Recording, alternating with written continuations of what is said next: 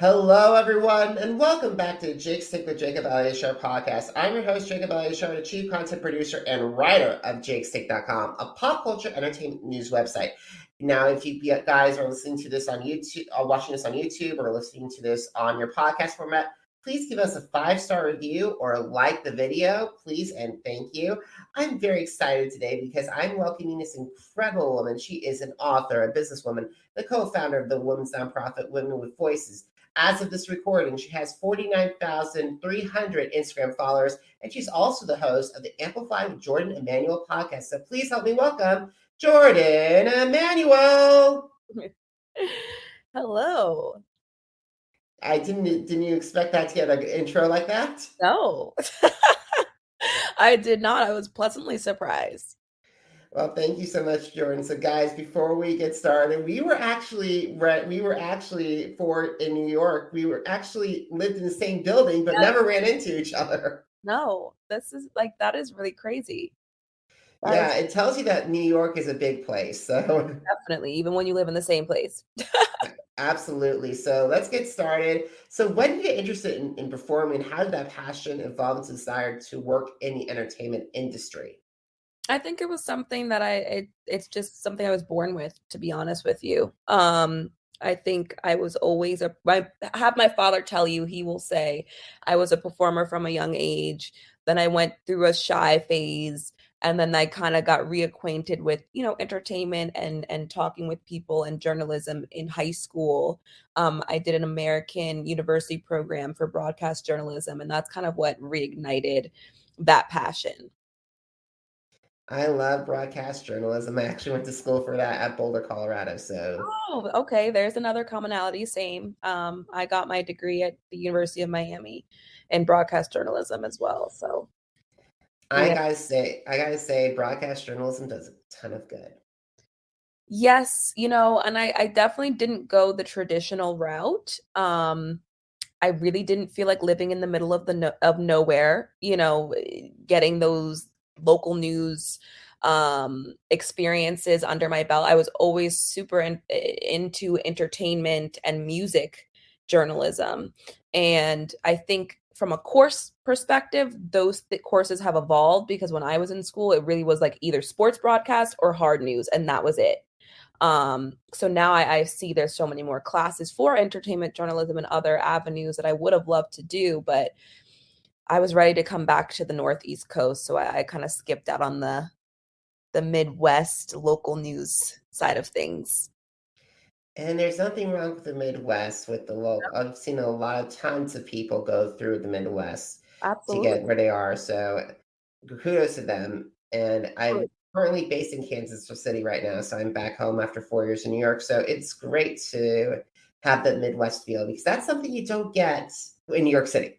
Absolutely not. And Kansas City is actually where we had the Miss Black America pageant, where I became Miss Black New York, actually. So I love your hometown. Thank you so much. I really appreciate it. So we'll talk about Miss Black America in a second, but we got to talk about your media industry role models and how do they influence your work? Hmm. I've always felt like there wasn't any celebrity or journalist that necessarily had my dream career. Like if I could take bits and pieces, I loved Juliana Rancic. I loved Diane Sawyer, Andy Cohen, Oprah, but Jimmy Fallon. Like I love the talk show element. Mixing that with some pop culture. I love that as well. But you didn't really have that in the music industry. I mean, I guess Carson Daly, but even then it doesn't feel like 100% like embodied my complete like goal. So I was like, you know what? Let me just try to create it for myself. Absolutely. There's nothing wrong with that. Yeah. Yeah. All right. So in addition to Miss Black America New York, you also in 2019 won Playboy's Playmate of the Year. So what attracted you to those two titles and what was your reaction when you won both? So it actually happened pretty much at the same time. It was both 2018. Playboy, came as a bit of a shock because I went to the casting to work at the restaurant that was at the time opened in New York, and I didn't think I was gonna be casted. My friend dragged me to the audition. I'm like, "I'm not gonna get picked, I'm not gonna get picked." So seeing that journey from me not even thinking I was gonna be able to be a bunny to then being Playmate of the Year towards the end of that same year was quite the shock, pleasant one. I've always followed the brand, always loved the brand. I'd had friends that were previously playmates. So it was just a great community that I really was excited to be a part of. And similar to that was Miss Black America. My cousin was Miss Black America 2014, I think. So I saw her journey, and she was definitely a huge driving force into my competing. I never thought I was going to be in a pageant. Um, so that's kind of how those things came about. That's incredible. That's very incredible that you got both of them, and they definitely add to your resume as well. Absolutely, and I think for me, I'm always, obviously I have a women's empowerment nonprofit. Surrounding myself by powerful groups of women is always, a learning experience. I always gain a lot of friends, and I learn a lot of things about different people, and I learn a lot about myself. So I think they're similar in that way. I know. I'm glad you brought up Women's with Voice because that's my next question. So you helped launch the nonprofit Women's with Voices. So what helped you to drove you help this organization get off the ground, and how does it stand out with other nonprofits? So for me, I didn't join a sorority. And I think when I moved back to New Jersey, New York area, I didn't have that network to kind of tap into for advice or career anything, or, I didn't have that niche. I didn't have that village. And I met the founder one day completely randomly and by accident on Instagram, and we completely hit it off. And I was expressing that to her, and she was like, "Well, actually, I just founded this nonprofit. Would you want to co found it with me?" And that's kind of how that seed was planted. Um, to me, it's different than most women empowerment nonprofits because we don't believe that the empowerment of women means anti-male. So we have men on our board. We celebrate men at our annual award ceremony because we're all a part and we are all responsible for uplifting one another, which includes men and women and everybody. And that's an incredible goal. And how has your nonprofit grown? So we actually just opened our first space last year. Um, luckily, Bloomberg had rented it out for 6 months while he was doing his campaign. So that's kind of what saved us over COVID time when we were closed. Right now, we are redoing the space, complete renovation, just to give it a bit of a facelift. During the day, it operates as a co-working space. I do a lot of photo shoots there. I actually shoot my podcast there, as well as the founder, Chloe, she does as well.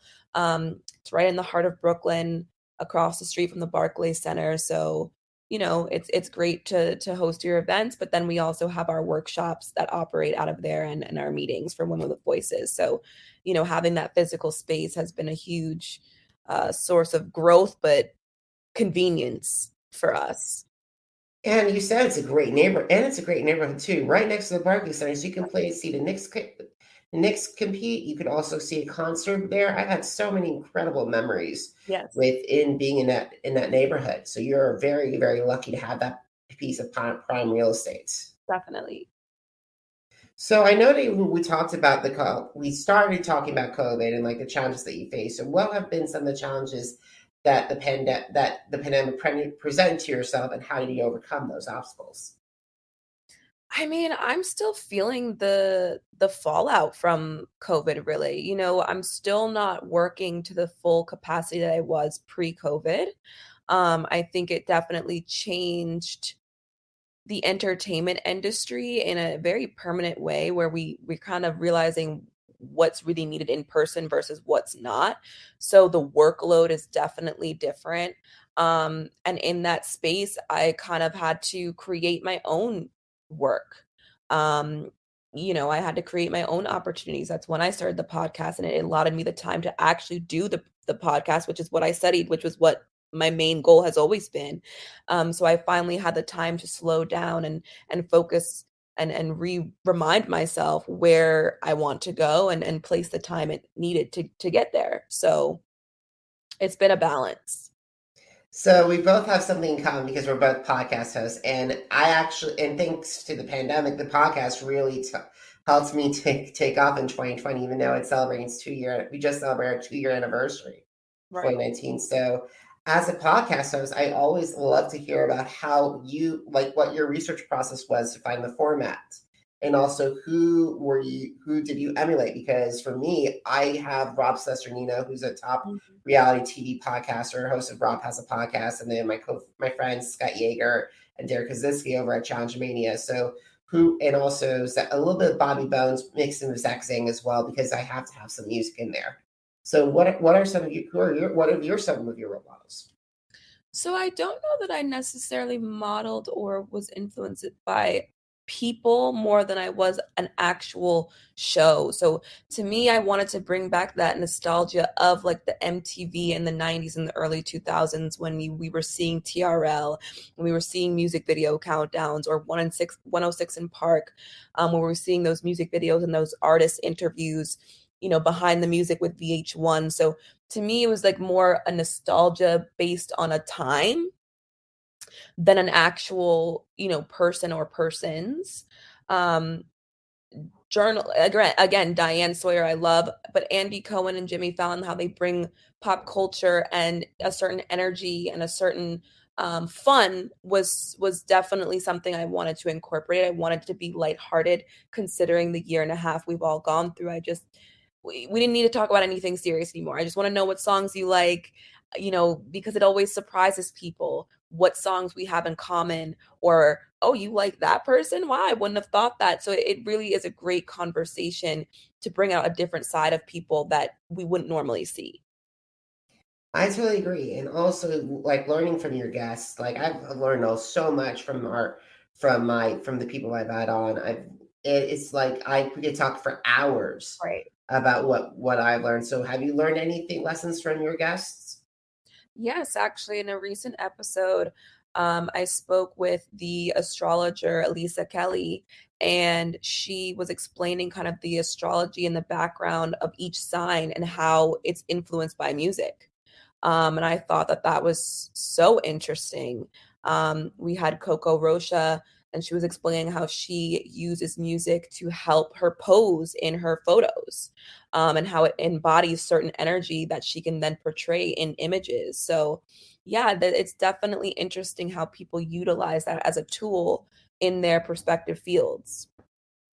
Awesome. So in addition to your podcast, you also just released your first book, Getting into Frame, A Roadmap to Modeling. So can you please describe your writing process to my audience? Sure. So, I was receiving a lot of messages on Instagram, emails, even in person about how I got started in the modeling industry. And I was getting these questions at such a volume. I was like, you know what? Clearly, there's a need for this. Clearly, people trust my opinion in this field for whatever reason they do. And so I took it upon myself to write it all down in one place. It really is from my perspective, it was my journey, what it looked like, anything I would have changed, the advice that I would give to people, kind of just giving them a general overview about what to expect, do's and don'ts about getting into entertainment as a whole. Um, I highlight the goods and the bads, and just giving people the awareness of knowing what it is that they're about to embark on. So that's kind of how that got started, and what's in the pages. Now, as a writer, there are easy parts and difficult parts to write. Were there any hard times where you hit a roadblock at a certain chapter, or which was an easy chapter to write? Oh my god. It's a short ebook, it's less than 30 pages, but for some reason it took me a year to write. It was hard to feel. I kept questioning myself, like, is this even valuable information? Does anyone really want to know this? And so it made it hard for me to kind of flush those ideas out of knowing, okay, what do they want to know? For me, it was like I already lived it, so I'm not sure what was like viable information or positive information or useful information and what was not. So I think that's where I struggled the most. Believe me, there are some times where I've hit a lot of roadblocks on some easy topics, and I'm like, really? Can I? Right. Yeah. Alrighty. So you have definitely, with 49,000, as of this recording, 49,300 Instagram followers. And you might have a little one after this interview, so a new one. So the question I have is, is there a strategy that goes to your postings? So there's not. However, I did just hire some help to come up with some strategy because social media, it's a funny thing for me. I can see the vision for everyone else. I can brand everyone else. I can tell them what they need to post, when they need to post it. But when it comes to myself and my own brand, it's hard. It's hard for me to separate who I am as a person and see myself as an entity or a brand and sell things. It's one of my least favorite parts of what I do. I wish it wasn't a thing that I had to do because of how I struggle with it. But going forward, you will start seeing some strategy because I just hired someone to help me with just that. That's incredible. That's incredible. That's incredible. Yeah. And like, do you have, besides Instagram, is Instagram your only social media, or are there other social medias that you love, or you're like, I'm not touching that? So I don't really use Facebook. I enjoy Twitter. I do enjoy Twitter and I enjoy TikTok. I just haven't navigated it makes me feel so old. I'm like, I don't know what the hell I'm doing. I have no idea how to do these trends, but again, hopefully that'll change. So Instagram definitely is my main social media platform, but I am on Twitter and TikTok regularly. Awesome. I haven't even learned TikTok yet, so you are way ahead way ahead of me. I love it because I've learned a lot about DIY projects, astrology, music. I mean, it's really when you find what you're looking for, it's awesome. The creating part is a whole other story. So that definitely takes a little bit of experimentation there. I do not know how Olivia Rodrigo or the Amelio sisters do it.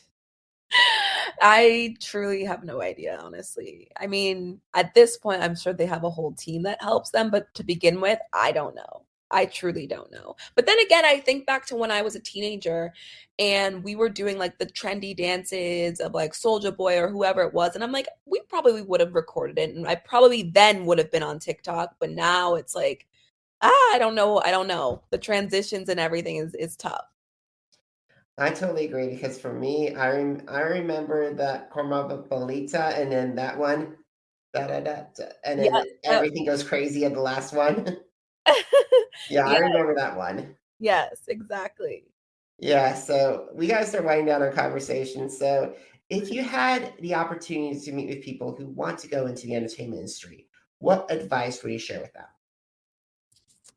Well, first, get my book. That would be the first part of my advice. Um, Second is honestly just do it and be strong in what your boundaries are, what you're willing to do and what you're not willing to do. Because if you are just going in there like Gumby and are going to be able to be molded which way or the other, you're not going to be satisfied. Know what you want to get, know what you want to accomplish, and don't let anybody distract you from just that. Awesome. So, last question. Are you ready for it? Yes. Where can the audience buy your book? Where can they connect with you on social media? And where can they listen to your podcast? So everything basically is on my website, which is jordanemanuel.me. I have my podcast down there. I have my Instagram on there. I have my book, which is you go to the shop section, it's right there. My Instagram is at Jordy_Jor, which is, again is my main source of social media. If you want to message me, please reach out. I try to get back to everyone I can. Um, so yeah, those are my main resources. My podcast can be found on my website, but you can find it on Apple, Spotify, whatever you're listening to. And then we also do a video version on YouTube. Awesome. Same strategy. So speaking of podcasts, everybody, if you missed an episode of the Jake's Take with Jacob Elyachar podcast, visit our Apple Podcasts, Deezer, Google Podcasts, Spotify, Podcast Addicts, Spotify, and Spreaker pages. It's Jake's Take with Jacob Elyachar, JACOBELYACHAR. Now, are you on social media? Because I'm on social media too. Facebook, Instagram, Twitter, and YouTube. Jacob Elyachar, JACOBELYACHAR. Jordan, the blog that started it all, jakes-take.com, is celebrating a decade. Amazing. It is, if you want to find more articles, interviews, and reviews, head to jakes-take.com. And finally, if you are financially able to, please consider heading to the PayPal page. Help keep jakes-take.com on my platform up and running. I'm the one that arranges everything, writes all the interviews, asks the questions, and also does all the edits. So if you're financially able to, I'd be so grateful. Thank you so much. But if not, please consider a social media like and a subscription to the podcast. We really appreciate it. Jordan, thank you so much for taking time in your schedule to talk with me today. You're actually the second to last person I'm interviewing for 2021. Oh my gosh, amazing. I'm glad to be part of the finale. Awesome. So Jordan, please stay in touch and I cannot wait to see what you do next. Thank you so much. All righty, guys. Thank you so much for taking time out of your schedules to listen, to watch this, and have a great day. And I'll see you later. Talk to you later. Bye. Bye.